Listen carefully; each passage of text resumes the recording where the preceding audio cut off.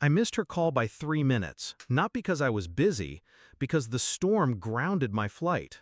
One more hour and I would have been home. One more hour and maybe none of this would have happened. But instead, I sat in a plastic airport chair, the rain hammering the windows like a warning I didn't understand yet. My phone buzzed. Voicemail. My daughter. "Daddy, please, Mommy left with Uncle Jeff. They nailed the door shut. I'm scared. It's dark. Daddy, I can't get out." The message cut off in the middle of her sob. I called my wife. She answered, laughing. "I've hated her since the day she was born," she said, calm as glass. "So it all ends now." Then she hung up, and the silence felt louder than the storm outside. Hate. That's what she said. Not frustration, not exhaustion, hate. I sat there for a long time, staring at the reflection in the black screen of my phone. I didn't move, didn't speak. There had been signs. She never sang to her, never brushed her hair, only touched her when someone else was watching. I'd asked once, softly, "Are you okay?" She smiled like a mannequin. Motherhood just doesn't feel natural. Natural.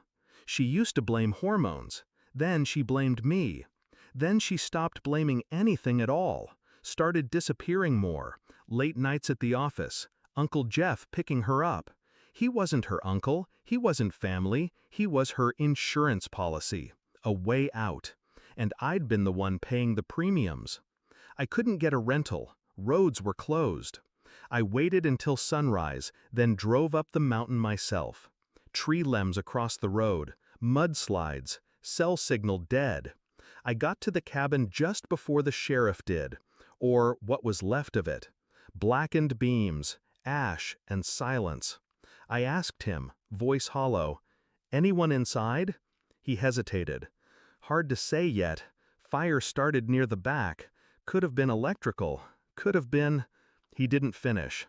I knew where the back was, where the hidden cellar door was, where my daughter would have been if the call was real. The problem was, I didn't know if it had been a performance, one last manipulation, or a warning. I didn't know if I had a child to grieve or to find.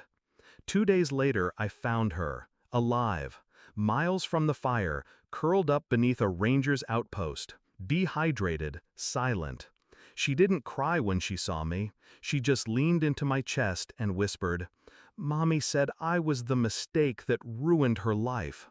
I didn't answer. Some truths don't need refuting.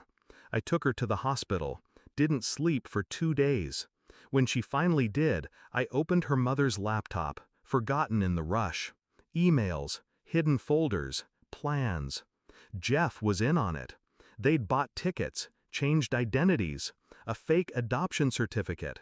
The fire was meant to leave no questions, no evidence, no trace.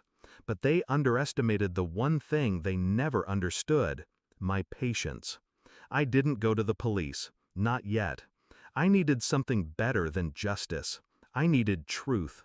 So I sent Jeff a message, just 2 lines. She survived. She remembers everything. The panic came fast. Emails, calls. He left voicemails pleading for forgiveness, begging for silence. I recorded everything. Then I called her. She picked up, breathless, afraid. "Where is she?" I didn't answer. I just forwarded her a photo. My daughter, smiling, alive. The next day I sent everything to the press. The faked identities, the adoption plot, the emails about burning the burden away. It made the 6 o'clock news. Jeff was arrested trying to flee the country. She was found in a motel room, wrists bandaged, mascara smeared. Survival looks different on everyone. They call her the mother who tried to disappear her own child. The media eats it up. I don't give interviews. I just keep the lights dim and my daughter close. She still wakes up crying, but now she reaches for me instead of hiding under the covers. Some nights I sit in the hallway outside her room, just listening to her breathe. Not because I'm afraid, because I'm remembering what I almost lost. She asked once, "Why did Mommy do it?" I didn't lie. Some people hate what they can't control. I don't think I'll ever forgive myself for trusting her. But I made sure no one else ever will. She destroyed everything she had left, and I didn't raise my voice. I didn't lift a hand. I just let her burn with the house. And this time, I didn't miss the call.